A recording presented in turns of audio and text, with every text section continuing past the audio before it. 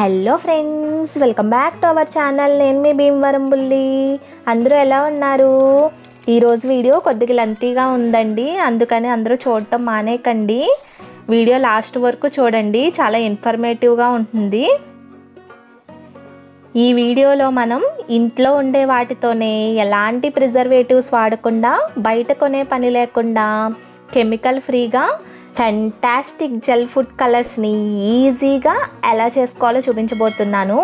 ఒక్కసారి ఇలా చేసి పెట్టుకుంటే కనుక 2 నుంచి 3 నెలల పాటు నిల్వ ఉంటాయి. చాలా హెల్తీగా కూడా ఉండే ఈ జెల్ ఫుడ్ కలర్స్ని కేక్స్ కోసం, క్రీమ్ కోసం, ఇంకా స్వీట్స్ కలర్ కోసం కూడా యూస్ చేసుకోవచ్చు. ఈ వీడియోలో నేను red, yellow, orange, green, purple, blue, pink gel food కలర్స్ని ఎలా చేసుకోవాలో చూపించబోతున్నాను. ఇంకా బ్లాక్ అండ్ వైట్ కలర్స్ కూడా కావాలితే కింద కామెంట్ చేయండి, నెక్స్ట్ వీడియోస్లో పోస్ట్ చేస్తాను.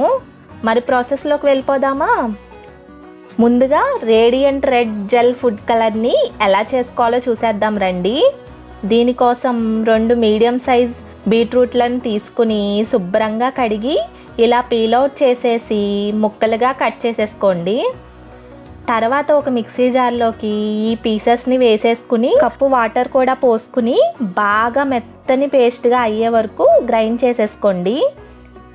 చూడండి, ఇలా ఫైన్ పేస్ట్లా అయ్యాక ఇలా ఒక గిన్నె పైన ఒక క్లాత్ని పెట్టుకుని పైన ఒక స్ట్రైనర్ని పెట్టి ఈ బీట్రూట్ ప్యూరీని పోసేసుకోండి. మీరు కావాలితే డైరెక్ట్ క్లాత్లో అయినా స్ట్రెయిన్ చేసేసుకోవచ్చు. ఇలా క్లాత్లో వేసి వడబోస్తేనే పర్ఫెక్ట్గా స్ట్రెయిన్ అవుతుందన్నమాట. ఇలా పూర్తిగా వడగట్టేసుకున్నాక ఒక ప్యాన్ని తీసుకుని దానిలో ఈ బీట్రూట్ జ్యూస్ని పోసేసుకుని 3 టేబుల్ స్పూన్ షుగర్ని కూడా వేసుకోండి. తర్వాత ఈ ప్యాన్ని స్టవ్ మీద పెట్టి మీడియం టు హై హీట్ మీద బాగా బాయిల్ చేసుకోవాలి. ఇలా బాయిల్ అవుతుండగా పైన ఇలా నురగ కింద ఫామ్ అవుతుంది కదండి, ఆ నురగని తీసేస్తూ మరిగించుకోవాలన్నమాట. అలా తీయకపోతే కనుక కలర్ కింద రెడీ అయిన తర్వాత పైన తరకల్లా ఉండిపోతాయి అన్నమాట. కూరగాయలకి సహజంగానే స్మెల్ అనేది ఉంటుంది కదండి. ఇలా షుగర్ని వేసుకుని బాయిల్ చేయడం వల్ల ఆ స్మెల్ అనేది చాలా వరకు తగ్గిపోతుంది అన్నమాట. ఇంకా ఇలా షుగర్ వేయడం వల్ల ప్రిజర్వేటివ్గా కూడా యూజ్ అవుతుంది. తర్వాత ఇలా బాగా బాయిల్ అయ్యి చూడండి, ఇలా లేత తీగపాకం రాగానే 1/2 టీ స్పూన్ నిమ్మరసం వేసుకుని స్టవ్ ఆఫ్ చేసి పూర్తిగా చల్లారనివ్వాలండి. ఇలా నిమ్మరసం వేయడం వల్ల పాకం అనేది గట్టిపడకుండా జెల్ కన్సిస్టెన్సీలోనే ఉంటుందన్నమాట. కావాలితే మీరు ఒక 1/2 టీ స్పూన్ వెనిలా ఎసెన్స్ కూడా వేసుకోవచ్చు. ఇంకే ఎసెన్స్ అయినా కూడా వేసుకోవచ్చు, అది ఆప్షనల్ మాత్రమే. ఇలా పూర్తిగా చల్లారిన తర్వాత ఒక 8 డబ్బాలో వేసి ఫ్రిడ్జ్లో స్టోర్ చేసుకుంటే 2 to 3 మంత్స్ పాటు నిల్వ ఉంటుందండి. ఇదిగోండి, నేను ఇక్కడ వాటర్లో కలిపి చూపిస్తున్నాను. చూడండి, చూడటానికి ఎంత బ్యూటిఫుల్గా ఉందో కదా ఈ రెడ్ కలర్ అనేది. వాటర్లో కన్నా కూడా కేక్స్లో, క్రీమ్స్లో, స్వీట్స్లో కలిపితే మంచి కలర్ అని తెలుస్తుందండి. ఫైనల్గా చూడండి, రేడియంట్ రెడ్ ఫుడ్ కలర్ అనేది ఇలా రెడీ అయిపోయింది. నెక్స్ట్ మనం ఒరిజినల్ ఆరెంజ్ జెల్ ఫుడ్ కలర్ని ఎలా చేసుకోవాలో చూసేద్దాం రండి. దీనికోసం 2 క్యారెట్లను తీసుకుని శుభ్రంగా కడిగేసి ఇలా పీల్ అవుట్ చేసేసి ముక్కలుగా కట్ చేసి పెట్టుకోండి. తర్వాత ఒక మిక్సీ జార్లోకి క్యారెట్ పీసెస్ని వేసుకుని 1/2 కప్పు వాటర్ని పోసుకుని మెత్తగా గ్రైండ్ చేసేసుకోవాలండి. చూడండి, ఇలా మెత్తగా గ్రైండ్ చేసుకున్న క్యారెట్ ప్యూరీని ఇలా ఒక గిన్నె పైన క్లాత్ పెట్టి పోసేసుకోండి. తర్వాత ఇలా బాగా పిండేసి వాటర్ అంతా ఎక్స్ట్రాక్ట్ చేసేసుకోవాలి. తర్వాత ఒక ప్యాన్లో వడగట్టి పెట్టుకున్న క్యారెట్ జ్యూస్ని పోసేసుకుని 3 టేబుల్ స్పూన్ షుగర్ని కూడా వేసి స్టవ్ మీద పెట్టి మీడియం టు హై హీట్ మీద మాత్రమే బాయిల్ చేసుకోవాలండి. మనం ముందు రెడ్ కలర్ నుంచి ప్రిపేర్ చేసినప్పుడు బాయిల్ చేస్తున్నప్పుడు పైన వచ్చిన నురగని తీసేసాం కదా అండి. ఈ క్యారెట్స్ జ్యూస్కి అలా చేయకూడదు. అలా పైన నురగని తీసేస్తే కనుక ఆరెంజ్ కలర్ అనేది ఫామ్ అవ్వదన్నమాట, వాటరీగానే ఉంటుంది. అందువల్ల పైన ఫామ్ అయ్యే నురగని బాగా కలిపేసుకుంటూ ఆ వాటర్ అంతా మంచి కలర్ వచ్చే వరకు కూడా కలుపుకోవాలి. తర్వాత ఇలా లేత తీగ పాకం వచ్చే వరకు మరిగించుకోవాలి. చూడండి, ఇలా పాకం క్రిస్టలైజ్ అవ్వకుండా ఉండడానికి పావు టీ స్పూన్ నిమ్మరసాన్ని పోసుకుని, కావాలితే పావు టీ స్పూన్ వెనిలా ఎసెన్స్ని కూడా వేసుకుని ఒకసారి బాగా కలిపి స్టవ్ ఆఫ్ చేసి పూర్తిగా చల్లారనివ్వాలి. చూడండి, ఇలా పూర్తిగా చల్లారాక ఒక ఎయిర్ టైట్ డబ్బాలో పోసుకుని ఫ్రిడ్జ్లో కనుక స్టోర్ చేస్తే 2 నుంచి 3 నెలల పాటు నిల్వ ఉంటుందండి. నేను ఇక్కడ వాటర్లో కలిపి కూడా చూపిస్తున్నాను చూడండి. ఫైనల్గా చూడండి, out standing orange gel food colour అనేది రెడీ అయిపోయిందనమాట. నెక్స్ట్ మనం గార్జియస్ గ్రీన్ జెల్ ఫుడ్ కలర్ని ఎలా చేసుకోవాలో చూసేద్దాం రండి. దీనికోసం ముందుగా ఒక గిన్నెలోకి 100 గ్రాముల పాలకూరని వేసుకుని పాలకూర ములిగేంత వరకు నీళ్ళని పోసుకుని ఎగ్జాక్ట్గా 2 నిమిషాలు అంటే 2 నిమిషాల పాటు మాత్రమే బాయిల్ చేసుకోండి. ఇలా బాయిల్ చేయడం వల్ల పాలకూరకి థిక్ గ్రీన్ కలర్ వస్తుందండి. ఎక్కువసేపు బాయిల్ చేయకూడదు. 2 నిమిషాల తర్వాత స్టవ్ ఆఫ్ చేసి వెంటనే నార్మల్ వాటర్ ఉన్న గిన్నెలోకి వేసేసుకోవాలండి. 1 or 2 మినిట్స్ తర్వాత ఒక మిక్సీ జార్లోకి పాలకూరని వేసుకుని 1/2 కప్పు వాటర్ని పోసుకుని మెత్తని పేస్ట్లా గ్రైండ్ చేసుకోండి.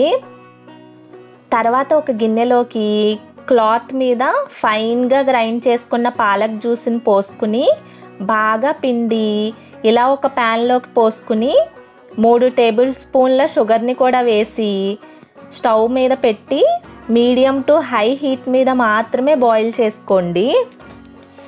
ఈ కలర్ కోసం పైన ఫామ్ అయ్యే నురగని తీస్తూ అయినా బాయిల్ చేసేసుకోవచ్చు.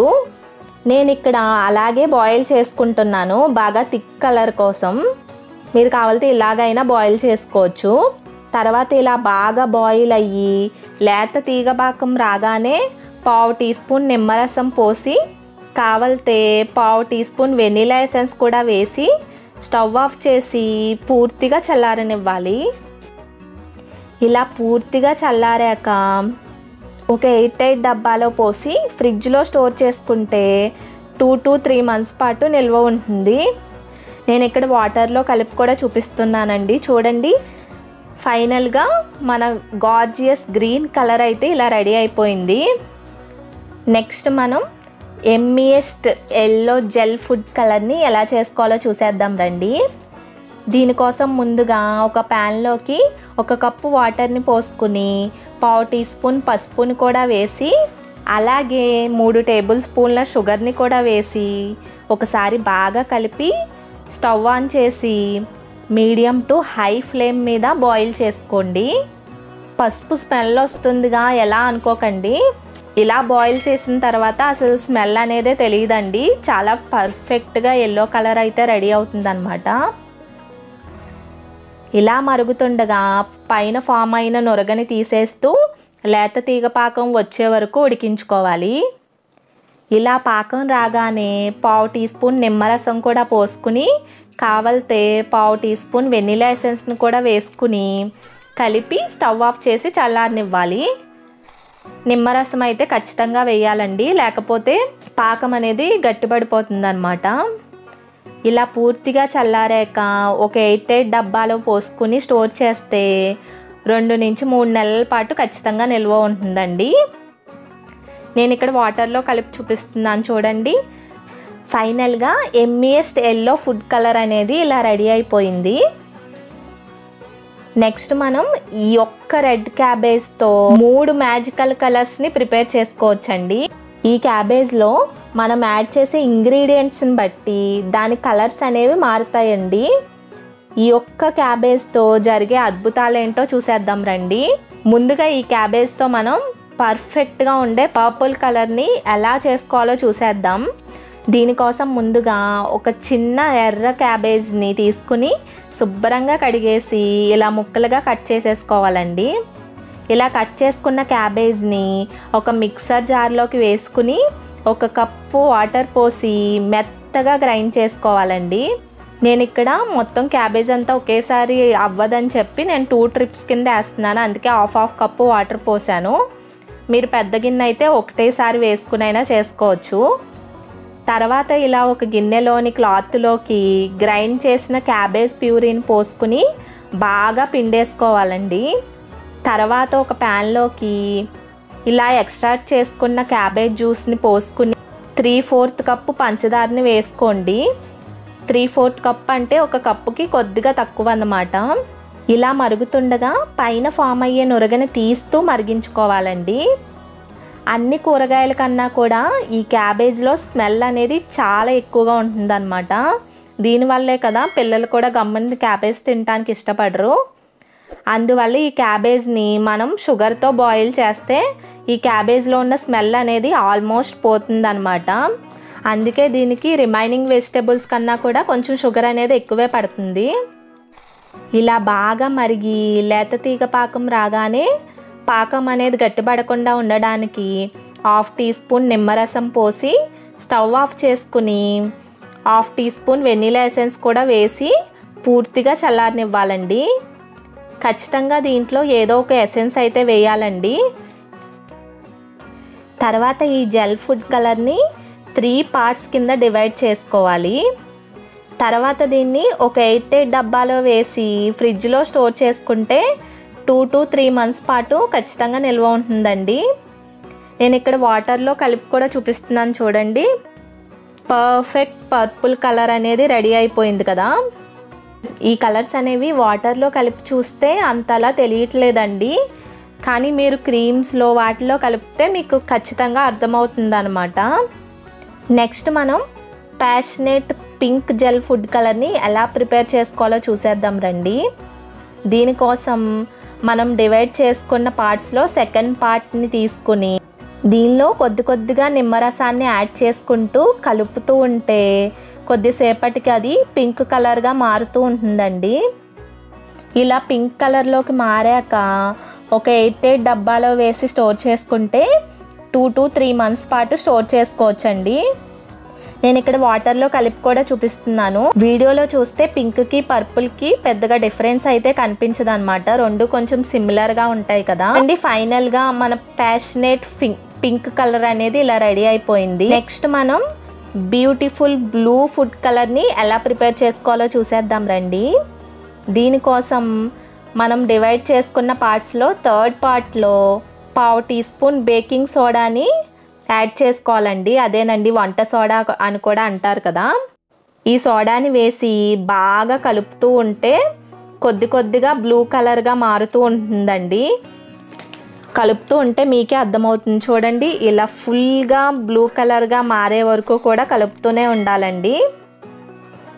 ఇలా బ్లూ కలర్గా మారాక దీన్ని ఎయిర్ టైట్ డబ్బాలో వేసి ఫ్రిడ్జ్లో స్టోర్ చేస్తే 2 to 3 మంత్స్ పాటు నిల్వ ఉంటుంది.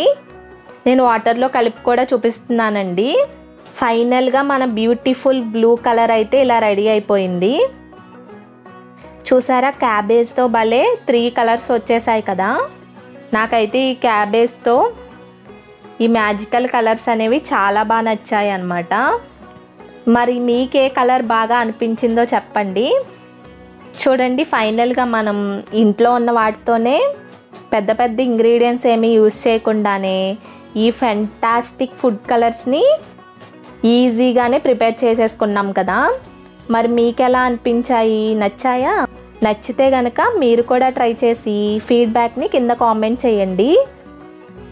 అలాగే వీడియో నచ్చినట్లయితే లైక్ చేసి సబ్స్క్రైబ్ చేసుకోండి. Thanks for watching.